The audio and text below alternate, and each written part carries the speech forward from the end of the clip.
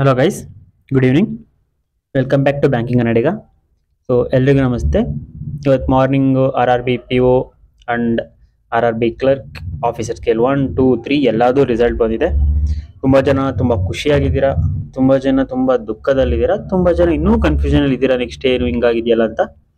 Don't worry, ಯಾರ್ಯಾರ್ದು ಆಗಿಲ್ಲ ಅವ್ರಿಗೆ ಮೇಯ್ನಾಗಿ ಹೇಳ್ತಿದ್ದೀನಿ. ನಮ್ಮ ಬ್ಯಾಂಕಿಂಗಲ್ಲಿ ವರ್ಷಕ್ಕೊಂದೇ ಎಕ್ಸಾಮ್ ಆ ಥರ ಇಲ್ಲ. ಅಂಡ್ ಒಂದು ಎಕ್ಸಾಮ್ ಆಗಿ ಅದಕ್ಕೆ ರಿಸಲ್ಟ್ ಬರೋಕೆ 6 ತಿಂಗಳು, ಅದಾದಮೇಲೆ ನೆಕ್ಸ್ಟ್ ಸ್ಟೆಪ್ಪಿಗೆ 6 ತಿಂಗಳು, ರೆಕ್ರೂಟ್ಮೆಂಟ್ ಅದಾದಮೇಲೆ 2 ತಿಂಗಳು, ಆ ಥರ ಏನಿಲ್ಲ. ನಮ್ಮದು ಕ್ವಿಕ್ ಪ್ರೊಸೆಸ್ ಇದೆ. ಈಗ ನೋಡಿ, ಜನವರಿ ರಿಸಲ್ಟ್ ಬಂದಿದೆಯಾ, ಏಪ್ರಿಲ್ಗೆ BPS PO ಆ್ಯಂಡ್ ಕ್ಲರ್ಕ್ ಅದ್ರದ್ದು ರಿಸಲ್ಟ್ ಬರುತ್ತೆ. ಇಲ್ಲ ಮತ್ತೆ ಏಪ್ರಿಲಲ್ಲಿ ಆಲ್ರೆಡಿ ಇನ್ನು 2 ಮಂತ್ಸಿಗೆ SBI ರೆಡಿ ಇದೆ ಎಕ್ಸಾಮು. ಈಗ ಏಪ್ರಿಲ್ ರಿಸಲ್ಟ್ ಬಂತು, ಏಪ್ರಿಲ್ ಆಗಿಲ್ಲ, ಮೇ ಜೂನಿಗೆ ಮತ್ತೆ ಒಂದು ರೆಕ್ರೂಟ್ಮೆಂಟ್ ಯಾವ್ದು ಹೇಳಿ, ಮತ್ತೆ RRBನೇ ಜುಲೈಗೆ. ಸೊ ಕಂಟಿನ್ಯೂಸ್ ಆಗಿ ಆಪರ್ಚುನಿಟೀಸ್ ಸಿಗ್ತಾ ಹೋಗ್ತವೆ. ನೀವು ಕನ್ಸಿಸ್ಟೆನ್ಸಿ ಬಿಡಬೇಡಿ.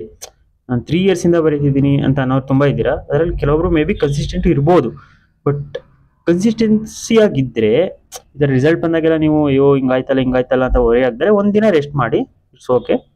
ಕನ್ಸಿಸ್ಟೆನ್ಸಿ ಮೇಂಟೈನ್ ಮಾಡಿ, ನೆಕ್ಸ್ಟ್ ಎಕ್ಸಾಮಿಗೆ ಓದ್ಕೊಳ್ಳಿ, ಬಿಡಬೇಡಿ, ಹಾಗೆ ಆಗುತ್ತೆ. ಸೊ ಇವತ್ತು ಏನು ಅಂತಂದರೆ ನಮ್ಮದು ಸ್ಟೇಟ್ ಕಟ್ ಆಫ್ ನೋಡೋಣ ಹೇಗಿದೆ ಅಂತ, ಆ್ಯಂಡ್ ರಿಸರ್ವ್ ಲಿಸ್ಟ್ ನೋಡೋಣ. ರಿಸರ್ವ್ ಲಿಸ್ಟಲ್ಲಿ ಎಷ್ಟು ಸ್ಕೋರ್ ಇದ್ದರೆ ನಿಮಗೆ ಚಾನ್ಸ್ ಇದೆ ಅಂತ ಹೇಳ್ತೀನಿ, ನನ್ನ ಪಾಯಿಂಟ್ ಆಫ್ ವ್ಯೂ ಹೇಳ್ತೀನಿ. ಮತ್ತೆ ನೀನು ಹೇಳಿದ್ದೆ ಆಗಿಲ್ಲ ಅಂತ ಹಂಗನ್ನೋಕ್ಕೆ ಹೋಗಬೇಡಿ. ಆ್ಯಂಡ್ ನೋಡಿ, ಫಾರ್ ಎಕ್ಸಾಂಪಲ್ ನನ್ನ ಹತ್ರ ಸುಮ್ಮನೆ ಬಾಯಿಗೆ ಬಂದಿದ್ದು ಹೇಳೋದು ಇಲ್ಲ, ಸ್ವಲ್ಪ ನೋಡಿ ಎಲ್ಲಾನು ಕೂಡಿ ಕಳೆದು ಭಾಗಕಾರ ಗುಣಕಾರ ಎಲ್ಲ ಮಾಡಿಬಿಟ್ಟು ಹೇಳೋದು.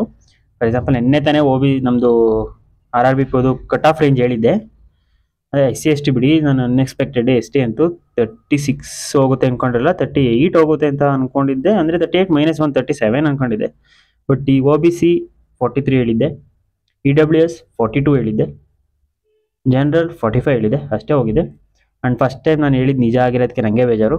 ಯಾಕೆಂತಂದರೆ ನಂದು 40.32 OBC, ನಾನು OBC ಕ್ಯಾಟಗರಿ.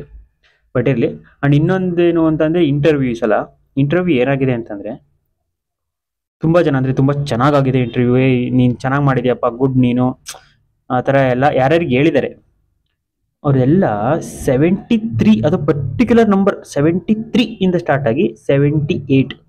ತುಂಬ ರೇರ್ ಕೇಸಸಲ್ಲಿ 80 ಹೋಗ್ಬಿಟ್ಟಿದೆ ಈ ಸಲ. ರೇರ್ ಅಂದರೆ ಒಂದು ಏನು ಅಷ್ಟು ಚಂದಲ್ಲಿ ಸೆಲೆಕ್ಟ್ ಆಗಿರೋರಲ್ಲಿ ಒಂದು 70 ಮೆಂಬರ್ ಇಲ್ಲ, 70 ಒಂದು 40, 30 ಇರ್ಬೋದು ಅಷ್ಟೇ, ರೇರ್ ಕೇಸಸ್. ಸೊ ನೀವು 73 ಬಂದಿದ್ದೀರಂದು ಅಯ್ಯೋ ನಂದು ಇಂಟರ್ವ್ಯೂ ಚೆನ್ನಾಗಾಗಿಲ್ಲ ಅಂತ ಅನ್ಕೋಬೇಡಿ, IBPS ಚೆನ್ನಾಗಾಗಲ್ಲ ಅಂತ. ನೀವು 73 ಅಬೋ ಆ ಥರ ಇದ್ದೀರಂದರೆ ನಿಮ್ಮದು ಈ RRB ಇಂಟರ್ವ್ಯೂ ತುಂಬ ಚೆನ್ನಾಗಾಗಿದೆ. IBPS PO ಇಂಟರ್ವ್ಯೂಗೆ ಇದೇ ಥರ ನೀಟಾಗಿ ಇನ್ನೂ ಸ್ವಲ್ಪ ಓದ್ಕೊಂಡು ಎಫರ್ಟ್ ಹಾಕ್ಬಿಟ್ಟು ಹೋಗಿ, ಮೇನ್ಸ್ ಕ್ಲಿಯರ್ ಆದವರು. ಸೊ ಇದು ಕ್ಲಿಯರ್ ಆಯಿತು ಅನ್ಕೋತೀನಿ ಇಂಟರ್ವ್ಯೂ ಬಗ್ಗೆ.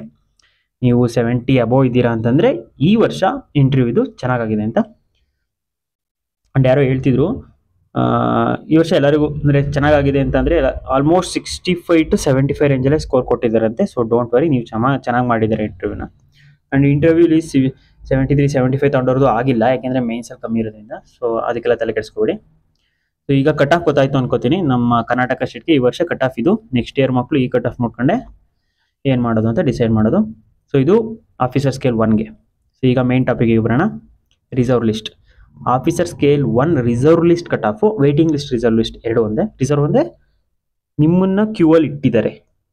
ಈಗ ಊಟಕ್ಕೆ ಅಂತಿ ಇರ್ತಾವಲ್ಲ, ಒಂದಂತಿ ಆದಮೇಲೆ ಒಂದು ಹಿಂಗಡೆ ಒಂದಂತಿ ರೆಡಿ ಇರ್ತಾರಲ್ಲ, ಆ ಥರ ಸಿಂಪಲಾಗಿ ಹೇಳ್ತಿದ್ದೀನಿ ಅಷ್ಟೇ. ನೋಡಿ, ಇದು ರಿಸರ್ವ್ ಲಿಸ್ಟ್ ಕಟ್ ಆಫ್. ಇಷ್ಟರ ಮೇಲೆ ನಿಮ್ಮ ಮಾರ್ಕ್ಸ್ ಇದ್ದರೆ ಅದನ್ನು ರಿಸರ್ವ್ ಲಿಸ್ಟಿಗೆ ಕನ್ಸಿಡರ್ ಮಾಡಿದ್ದಾರೆ ಅಂತ.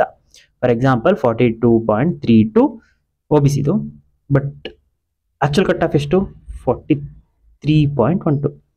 ಸೊ ಈ ರಿಸರ್ವ್ ಲಿಸ್ಟಲ್ಲಿ ಕಟ್ ಆಫ್ ರೇಂಜ್ ಎಷ್ಟು ತೊಗೊಂಡಿದ್ದಾರೆ ಅಂತ ನೋಡಿ. ಹಂಗೆ ಆಫೀಸ್ ಅಸಿಸ್ಟೆಂಟ್ ತೋರಿಸ್ತೀನಿ ಎಷ್ಟು ರೇಂಜಲ್ಲಿ ತೊಗೊಂಡಿದ್ದಾರೆ ಅಂತ ನೋಡಿ.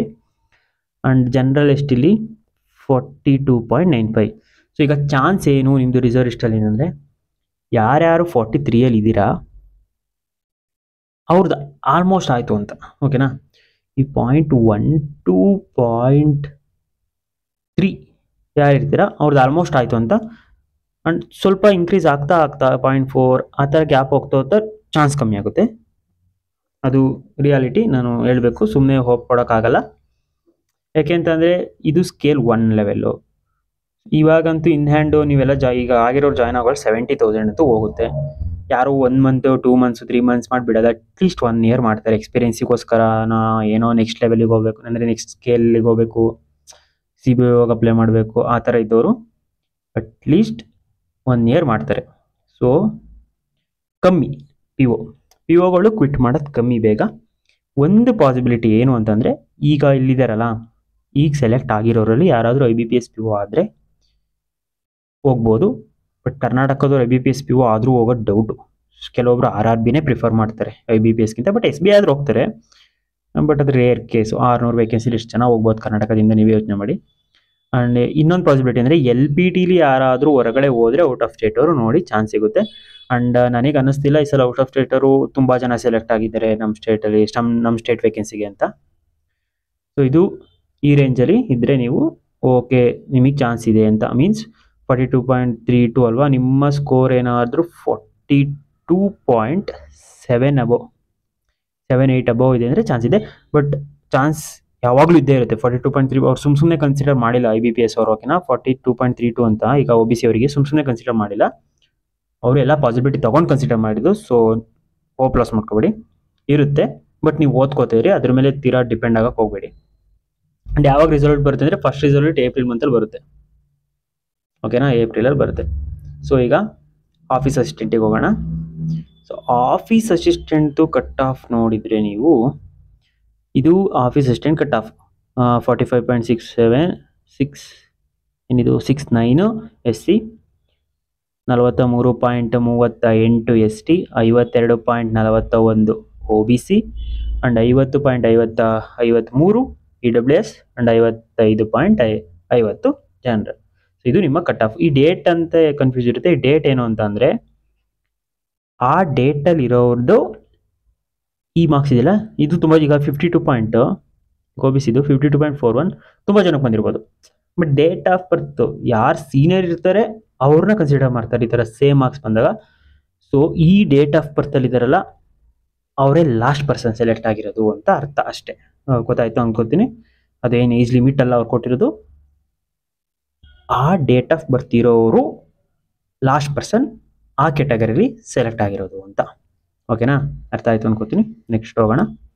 ಇದು ರಿಸರ್ವ್ ಲಿಸ್ಟು. ಸೊ ಇಲ್ಲಿ ನೋಡಿ ರಿಸರ್ವ್ ಲಿಸ್ಟು ಈಗ ಫಾರ್ ಎಕ್ಸಾಂಪಲ್ ಜನರಲ್ ಇಟ್ಕೊಳ್ಳೋಣ, 51.597 ಇದೆ. ಕಟ್ ಆಫ್ ಎಷ್ಟಿತ್ತು ಜನರಲಿಗೆ? 55 ಇತ್ತು. ನೋಡಿ ಇಲ್ಲಿ ಅಪ್ರಾಕ್ಸಿಮೇಟ್ಲಿ 4 ಮಾರ್ಕ್ಸ್ ಕ್ಯಾಪ್ ತಗೊಂಡಿದ್ದಾರೆ. ಬಟ್ ಅಲ್ಲೇನಾಗಿತ್ತು, ಯಾವುದು ನಮ್ಮದು ಇದರಲ್ಲಿ ಆಫೀಸರ್ ಸ್ಕೇಲಲ್ಲಿ 2 ಮಾರ್ಕ್ಸ್ ಏನೋ ಇತ್ತು ತಾನೆ. ಇಲ್ಲಿ ಏನಕ್ಕೆ ಇಷ್ಟು 4 ಅಥವಾ 5 ಮಾರ್ಕ್ಸ್ ಕ್ಯಾಪ್ ತಗೋತಾರೆ ಅಂತ ಅಂದರೆ, ತುಂಬ ಜನ ಆಫೀಸರ್ ಸ್ಕೇಲ್ 1 ಕ್ಲಿಯರ್ ಆಗಿ ಆಫೀಸ್ ಅಸಿಸ್ಟೆಂಟು ಕ್ಲಿಯರ್ ಆಗಿರೋರು ಇದ್ದಾರೆ ಈಗ ಪ್ರೆಸೆಂಟ್ ರಿಸಲ್ಟ್ ಬಂದಿರೋರಲ್ಲೇ. ಸೊ ಅವರೆಲ್ಲ ಆಬ್ವಿಯಸ್ಲಿ ಆಫೀಸರ್ ಲೆವೆಲ್ ಕ್ಲಿಯರ್ ಆಗಿದೆ ಅಂದರೆ ಅವ್ರು ಆಫೀಸರ್ ಲೆವೆಲಿಗೆ ಸ್ಕೇಲ್ 1ಗೆ ಹೋಗ್ತಾರೆ. ಇದನ್ನು ಕ್ವಿಟ್ ಮಾಡ್ತಾರೆ ಅಂದರೆ ಹೋಗಲ್ಲ, ರಿಪೋರ್ಟ್ ಮಾಡಲ್ಲ. ಸೊ ಅದರಿಂದ ಅಲ್ಲಿ ತುಂಬ ವೇಕೆನ್ಸಿ ಉಳಿಯುತ್ತೆ. ಓಕೆನಾ, ಮಿನಿಮಮ್ ಅಂದ್ರೆ ಒಂದು 30 ಇಟ್ಕೊಳ್ಳೋಣ, ಅವ್ರು ಬೇಡ 50 ಇಟ್ಕೊಂಡ್ರು 50 ಜನ ಆಫೀಸರ್ ಸ್ಕೇಲ್ 1 ಇರ್ತಾರೆ. ಸೊ ಆ ವೇಕೆನ್ಸಿ ಉಳಿಯುತ್ತೆ. ಸೊ ಯಾರ್ಯಾರು ಆಫೀಸ್ ಅಸಿಸ್ಟೆಂಟಲ್ಲಿ ವೇಟಿಂಗ್ ಲಿಸ್ಟಲ್ಲಿದ್ದೀರ ಅವರಿಗೆ 2 ಮಾರ್ಕ್ಸ್ವರೆಗೂ ಒಳ್ಳೆ ಪಾಸಿಬಿಲಿಟಿ ಇದೆ. ಮೀನ್ಸ್ ಕಟ್ ಆಫ್ಗಿಂತ 2 ಮಾರ್ಕ್ಸ್ ಕಮ್ಮಿ ಇದಿರಲ್ಲ, ಅಲ್ಲಿವರೆಗೂ ಲೈಕ್ ಒಂದು 90% ಪಾಸಿಬಿಲಿಟಿ ಇದೆ ಅಂತ ಅನ್ಬೋದು. ಅದಕ್ಕಿಂತ ಮೇಲೆ ಹೋಗ್ತಾ ಕಮ್ಮಿ ಆಗುತ್ತೆ, ಇಲ್ವೇ ಇಲ್ಲ ಅಂತಲ್ಲ. ಮತ್ತೆ ಹೇಳ್ತಿದ್ದೀನಿ, ಕಮೆಂಟ್ ಸೆಕ್ಷನಲ್ಲಿ ಆಗಿತ್ತು ಲಾಸ್ಟ್ ಇಯರ್ ಆಗಿತ್ತು ಅದು ಇದು ಅಂತ ಅನ್ಬೇಡಿ, ಚಾನ್ಸ್ ಇದ್ದೇ ಇರುತ್ತೆ.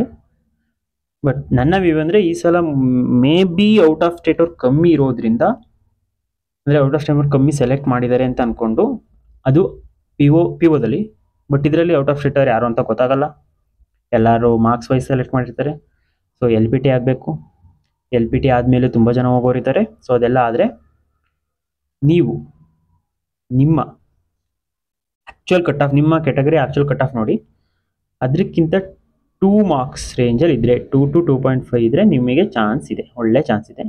ಆ್ಯಂಡ್ ಈ ಕಟ್ ಆಫ್ ರೇಂಜ್ಗಿಂತ ಮೇಲಿರೋರಿಗೂ ಒಳ್ಳೆ ಚಾನ್ಸ್ ಇದೆ. ಸೊ ನಾನು ಆಗಲೇ ಹೇಳಿದೆ, IBPS ಸುಮ್ಮನೆ ಅಂತೂ ಈ ಕಟ್ ಆಫ್ ಫಿಕ್ಸ್ ಮಾಡಿಲ್ಲ, ಮ್ಯಾಕ್ಸಿಮಮ್ ರಿಕ್ರೂಟ್ಮೆಂಟ್ನ ಮಾಡೋಕ್ಕೆ ಅಂತಲೇ ಮಾಡಿರುತ್ತೆ. ಬ್ಯಾಕ್ಲಾಗ್ ವೇಕೆನ್ಸಿನ ಇಟ್ಕೊಳ್ಳೋಕ್ಕೆ ಅಷ್ಟು ಪ್ರೋತ್ಸಾಹಿಸಲ್ಲ, ಬ್ಯಾಕ್ಲಾಗ್ ವೇಕೆನ್ಸಿ ನೆಕ್ಸ್ಟ್ ಇಯರ್ ತಗೊಳ್ಳೋಕ್ಕೆ. ಅದಕ್ಕೋಸ್ಕರ ಜಾಸ್ತಿ ಮಕ್ಕಳನ್ನೇ ತಗೊಂಡಿರುತ್ತೆ. ಸೊ ಅದರಲ್ಲಿ ನಿಮ್ಮ ಪಾಸಿಬಿಲಿಟಿ ಇಷ್ಟು. ಸೊ ಇದಿಷ್ಟು ರಿಸರ್ವ್ ಲಿಸ್ಟ್ ಬಗ್ಗೆ. ರಿಸರ್ವ್ ಲಿಸ್ಟ್ ಬಗ್ಗೆ ಡೌಟ್ ಆಯಿತು ಅಂತ. ಮತ್ತು ರಿಸರ್ವ್ ಲಿಸ್ಟ್ ವೇಟಿಂಗ್ ಲಿಸ್ಟ್ ಎರಡು ಸೇಮೇ. ವೇಟಿಂಗ್ ಅಂದರೆ ವೇಟಿಂಗಲ್ಲಿದ್ದೀರಾ, ರಿಸರ್ವ್ ಅಂದರೆ ರಿಸರ್ವಲ್ಲಿದ್ದೀರಾ. ಸೊ ನಿಮ್ಮದು ರಿಸಲ್ಟ್ ಬರುತ್ತಲ್ಲ, ರಿಸಲ್ಟ್ ಲಿಸ್ಟು ಅಂದರೆ ರಿಸರ್ವ್ ಲಿಸ್ಟು, ಅದನ್ನು ವೇಟಿಂಗ್ ಲಿಸ್ಟ್ ಸೆಲೆಕ್ಟೆಡ್ ಕ್ಯಾಂಡಿಡೇಟ್ಸ್ ಅಂತಾರೆ ಅಷ್ಟೇ. ಸೊ ಇದಿಷ್ಟು ನಿಮಗೆ ವೇಟಿಂಗ್ ಲಿಸ್ಟ್ ಬಗ್ಗೆ. ಇನ್ನು ಬೇರೆ ಏನಾದರೂ ಇನ್ಫಾರ್ಮೇಷನ್ ಬೇಕು ಅಂದರೆ ಈ ವರ್ಷದ್ದು RRB ಅಸಿಸ್ಟೆಂಟ್ ಅಥವಾ RRB PO ಕಮೆಂಟ್ ಹಾಕಿ ತಿಳಿಸ್ಕೊಡ್ತೀನಿ. ಸೊ ನಮ್ಮದಂತೂ ಆಗಿಲ್ಲ, ಆಗಿರೋರಿಗೆ ಆಲ್ ದ ಬೆಸ್ಟ್. ಆಗಿಲ್ಲದವರು ಅಪ್ಕಮಿಂಗ್ ಎಕ್ಸಾಮ್ಸ್ಗೆ ಕಾನ್ಸಂಟ್ರೇಟ್ ಮಾಡಿ, ಇನ್ಕ್ಲೂಡಿಂಗ್ ಮೀ. ನಾನು ಕೂಡ ಇನ್ನು ಇದನ್ನು ಬಿಟ್ಟು ಅಪ್ಕಮಿಂಗ್ ಎಕ್ಸಾಮ್ಗೆ ಕಾನ್ಸಂಟ್ರೇಟ್ ಮಾಡ್ತೀನಿ. ಬ್ಯಾಂಕಿಂಗಲ್ಲಿ ತುಂಬ ಆಪರ್ಚುನಿಟಿಗಳಿದ್ದಾವೆ. ಡೋಂಟ್ ವರಿ, ನೀವು ಒಂದಲ್ಲ ಒಂದನ್ನ ಕ್ಲಿಯರ್ ಮಾಡೇ ಮಾಡ್ತೀರಾ. Thank you.